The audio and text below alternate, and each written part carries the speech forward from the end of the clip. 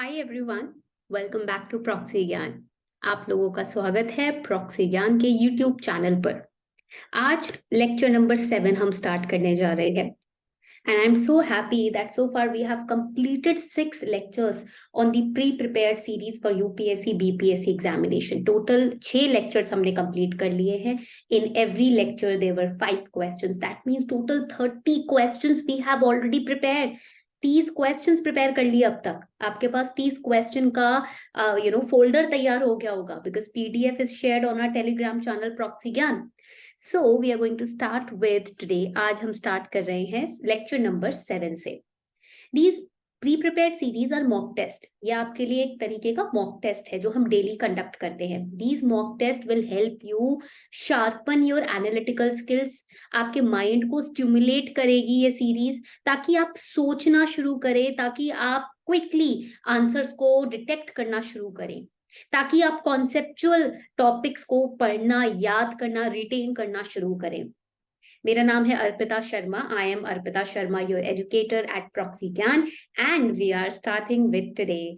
आज बहुत important series हम शुरू करेंगे, but before that here is a little announcement for all of you. At Proxy Gyan, we are launching our BPSC test series। हमारी 1 सितंबर से BPSC test series start हो रही है। one-on-one mentorship आपको यहाँ पर मिलेगा under the able guidance of Veronica ma'am. और ये टेस्ट सीरीज में आपको 20 सेक्शनल टेस्ट मिलेंगे, 5 फुल लेंथ टेस्ट मिलेंगे। एक सेपरेट प्राइवेट टेलीग्राम ग्रुप होगा जो सिर्फ आपके लिए बनाया जाएगा, जहां पर आपके सारे बीपीएससी से रिलेटेड डाउट सॉल्व किए जाएंगे। पीवाईक्यू रिवीजन होगा, प्रीवियस ईयर क्वेश्चंस का रिवीजन, करंट अफेयर्स आपको यहाँ पर टोटल कंप्लीट मिलेंगे, एंड आपको पीडीएफ सॉल्यूशंस भी अवेलेबल करवाए जाएंगे।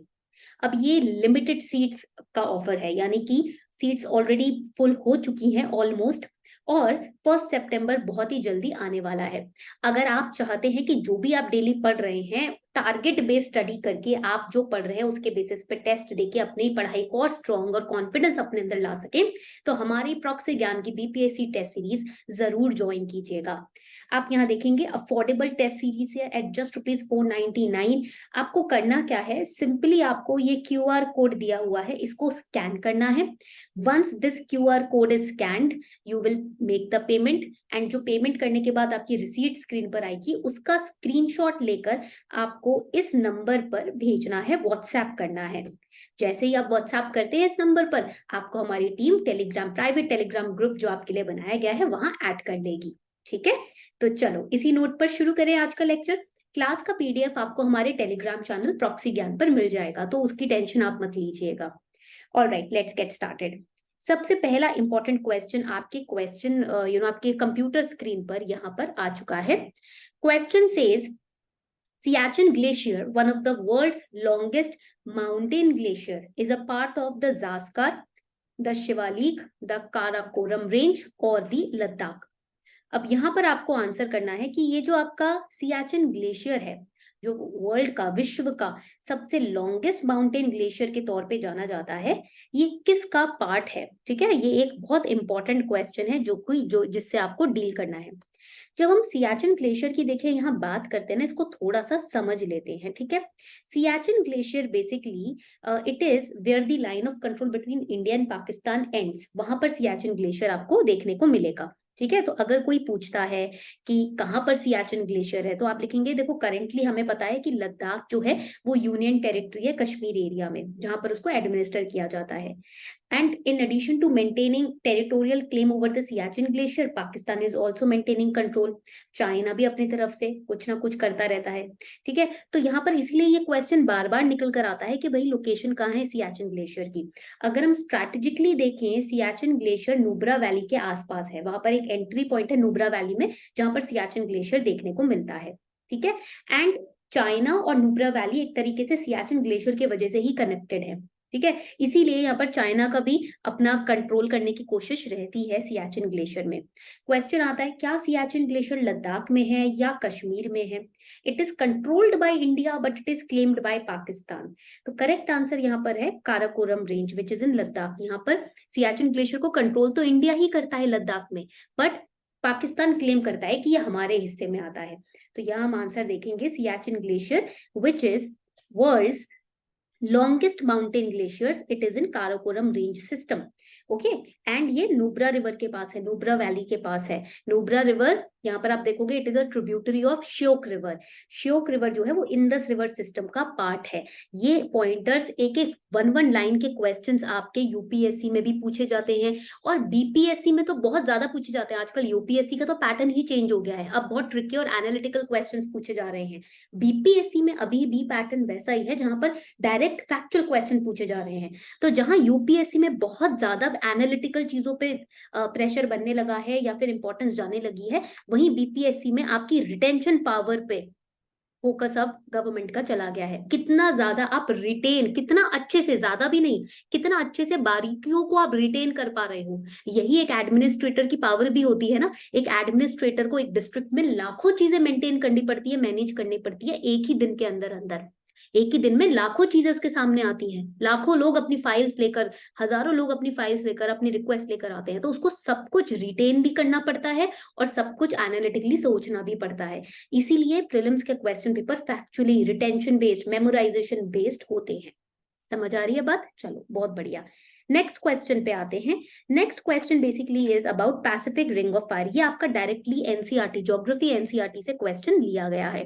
तो जिनको भी लग रहा है कि मैम ये क्वेश्चन तो आपका ट्रिकी है, एनालिटिकल है, नहीं, ये डायरेक्टली आपके टेक्स्ट बुक से ही निकाला गया क्वेश्चन है। Area of Pacific ring of fire is along several tectonic plates including Philippine plate, Cocos plate, Eurasian plate और Nazca plate। Plate based question, देखिए ये हमेशा याद रखना, आपके जो बीपीएससी का एग्जाम है वो टेक्स्ट बुक बेस्ड बहुत ज्यादा है, मतलब टेक्स्ट बुक पे से काफी क्वेश्चन डायरेक्टली यहाँ पर बन जाते हैं। तो जिन्होंने भी यहाँ पर क्वेश्चन आप एनसीईआरटी को 6 से क्लास 12 की एनसीईआरटी को, ज्योग्राफी हिस्ट्री स्पेसिफिकली और पॉलिटी एनसीईआरटी को अच्छे से 3 बार रिवाइज किया है, उनके लिए एक एज मिल जाती है उन्हें इन प्रीलिम्स एग्जाम। ठीक है, तो यहाँ जब हम पैसिफिक रिंग ऑफ फायर की बात करते हैं, बेसिकली होता क्या है ये पैसिफिक रिंग ऑफ फायर?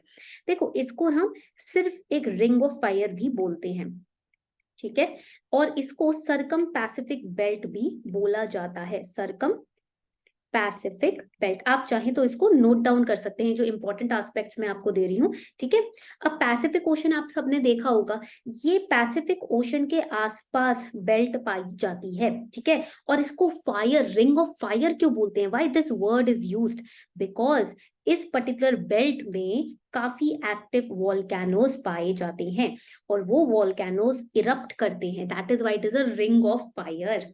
ठीक है, फ्रीक्वेंट अर्थक्वेक्स यहाँ पर पाए जाते हैं, frequent earthquakes also occur over here, that is why they are known as ring of fire।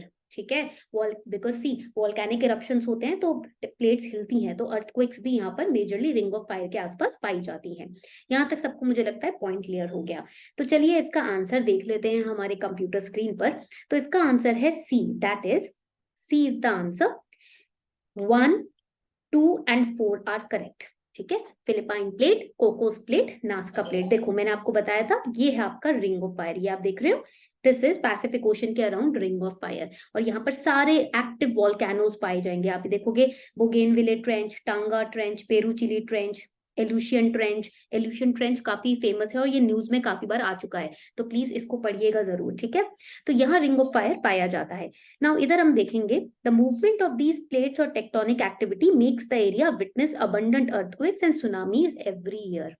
Okay, तो अगेन अगर क्वेश्चन आता है कि भाई जावा ट्रेंच के आसपास क्यों इतने अर्थक्वेक्स आते हैं, क्यों एल्यूशियन ट्रेंच के आसपास इतनी सुनामीज आती हैं, इतने साइक्लोन्स आते हैं, because of the active movement of tectonic plates. ठीक है, चलो क्वेश्चन नंबर 3 पर आ जाते हैं। देखिए ये डायरेक्ट क्वेश्चन अगेन एनसीईआरटी से ही आ गया। देखिए ये आपका डायरेक्ट क्लास 11 से 12 की जो एनसीईआरटीज है वहीं से उठाया गया है। मैं बार बार आपसे कहती हूँ कि आप लोग प्लीज एनसीईआरटीज का साथ मत छोड़िएगा, मैं बार बार आपको कह रही हूँ।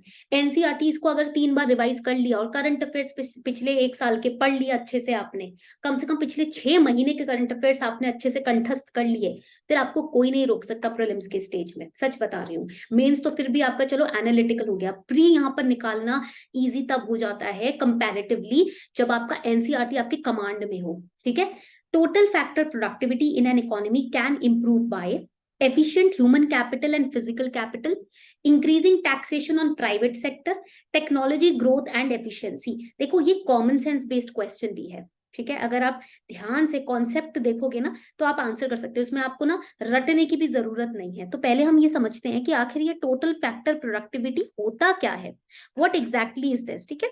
तो हम अगर इकोनॉमिक्स के माध्यम से समझे तो टीएफपी या total factor productivity it is derived as a ratio, it is derived as a ratio of total production and weighted average of inputs like labor and capital. Okay अब ये तो हो गई इकोनॉमिक डेफिनेशन की भाई ratio है total production का labour और कैपिटल के एवरेज वेटेड रेशियो मेजरमेंट का एक तरीके से रेशियो हो गया। बट अगर हम इसका मतलब समझें कि इसकी जरूरत क्यों होती है, टोटल फैक्टर प्रोडक्टिविटी जितने भी फैक्टर यूज हो रहे हैं एक इंडस्ट्री में उसकी प्रोडक्टिविटी, तो इसको क्यों यूज किया जाता है, बिकॉज ये हमें बताता है कि रियल आउटपुट में आखिर ग्रोथ कितना हो रहा है। मतलब आपकी जो कंपनी है उसमें लेबर डाल रहे हो, कैपिटल डाल रहे हो, उससे हमें ग्रोथ कितना मिल रहा है, वो है टोटल फैक्टर प्रोडक्टिविटी, ठीक है। प्रोडक्टिविटी है, it is telling you the relationship between whatever you are putting into the industry and the growth that you are getting. अगर हम प्रॉक्सी ज्ञान यूट्यूब चैनल पे सारी videos content free of cost आपके लिए डाल रहे हैं, इससे ग्रोथ कितनी हो रही है इस चैनल की, वो हमारा टोटल फैक्टर प्रोडक्टिविटी हो जाएगी in terms of subscriber base, views etcetera, ठीक है। जितना हमने यहाँ लेक्चर डाले उससे प्रोडक्टिविटी कितनी निकल कर आई। तो इसमें करेक्ट आंसर देखते हैं, करेक्ट आंसर है B, statement 1 and 3 are correct. अब देखो कॉमन सेंस भी अगर हम यूज करें तो आपका स्टेटमेंट 2 गलत है, क्यों, increasing taxation on private sector, productivity की बात हो रही है, टैक्सेशन कहां से आ गया, आप इसको एलिमिनेट कर सकते हो। इस तरीके से आप अपने एग्जाम में एलिमिनेशन मेथड यूज करेंगे, थोड़ा सा कॉमन सेंस लगाएंगे तो हमको समझ आ जाएगा कौन सा स्टेटमेंट स्टैंड आउट कर रहा है, गलत है, उसको हम एलिमिनेट करेंगे। 2 स्टैंड आउट कर रहा है तो ए हट गया, सी हट गया और डी हट गया। अगर हमें फर्स्ट स्टेटमेंट नहीं भी पता ढंग से तो हमारे पास यहाँ पर करेक्ट आंसर ऑटोमेटिकली आ जाएगा, ठीक है। चलो आगे बढ़ते हैं। क्वेश्चन 4 बहुत इजी क्वेश्चन है, अगेन देखिए एनसीईआरटी बेस्ड क्वेश्चंस की मैं आपको प्रैक्टिस करा रही हूँ यहाँ पर। Consider the following pairs of Harappan sites and archaeological findings associated with that. Harappan sites दिए हुए हैं और वहां से क्या फाइंडिंग्स डिस्कवरीज मिली है वो दिया हुआ है, आपको करेक्टली मैच करना है pair. Dholavira unique inscription, Banawali ploughed field, Surkotada horse remains, Lothal dockyard. बहुत इजी है, चलो जल्दी से 10 सेकेंड्स का आपके पास टाइम है बच्चों, जल्दी से मार्क करो अपना आंसर एंड देन वील सी कि कौन सा ऑप्शन हमारा करेक्ट है। चलो सो विच ऑप्शन इज करेक्ट, कौन सा ऑप्शन हमारा करेक्ट है, देखो यहाँ पर ऑप्शन है बी, ठीक है, बी करेक्ट है। यानी कि देखो लोथाल हमें पता है गुजरात में है, डॉकयार्ड के लिए फेमस है, तो 4 तो करेक्ट है, तो ए आपका एलिमिनेट हो जाएगा, ठीक है। सॉरी ए एलिमिनेट नहीं होगा, ये तो सही है आपका, ठीक है। तो ये तो हमारा करेक्ट है 4। अब ढोलावीरा देखेंगे, यूनिक इंस्क्रिप्शन, ढोलावीरा क्यों जाना जाता है, वहां पर जो इंस्क्रिप्शंस मिली है उस वजह से ढोलावीरा हमारा एरिया जाना जाता है। अब द पॉइंट इज ढोलावीरा कहाँ पर है ये भी आपको याद होना चाहिए कि ढोलावीरा कहाँ, किस स्टेट में कहाँ पाया गया है। अगेन ये भी आपका गुजरात में बेर रीजन, बेत खादिर बेत विलेज में पाया जाता है। अब यहाँ पर आप देखोगे जब ढोलावीरा की बात करते हैं ना तो यहाँ पर क्यों फेमस है ढोलावीरा, ये भी बहुत इंपॉर्टेंट है। They can ask you this कि व्हाई ढोलावीरा इज फेमस, किस पॉइंट ऑफ व्यू के लिए फेमस है। इंडस वैली सिविलाइजेशन की एक तो आपको ना सारी प्लेसेस याद रखनी है, लोकेशन याद रखनी है, ठीक है। अब जब हम ढोलावीरा की बात करते हैं व्हाई इट इज फेमस, तो you will tell me in the chat section, जल्दी से बताएं। अगर आप ये वीडियो लेक्चर अगर आप अभी देख रहे हैं तो फटाफट से बताओ कि ढोलावीरा फेमस क्यों है। बिकॉज ये इंडस वैली सिविलाइजेशन से रिलेटेड है और यहाँ पर तो बहुत रिमार्केबल एक्सकवेशंस पाई गई हैं, ठीक है, जो हड़प्पन सिविलाइजेशन से जुड़ी हुई हैं, और ये आपका वर्ल्ड हेरिटेज साइट का इसको टैग भी मिला है, इसीलिए भी ये बहुत फेमस है। ठीक है, बनावली प्लाउड फील्ड, अब बनावली में प्लाउड फील्ड मिले हैं या नहीं, बिल्कुल गलत है। ठीक है, बनावली में प्लाउड फील्ड नहीं मिले हैं, बनावली में आप देखोगे कि यहाँ पर एक दीवार मिली है।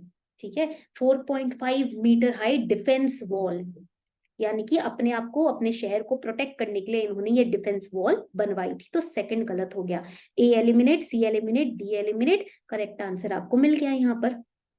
ठीक है, चलो आगे बढ़ते हैं। Fifth question, that is the last question for today.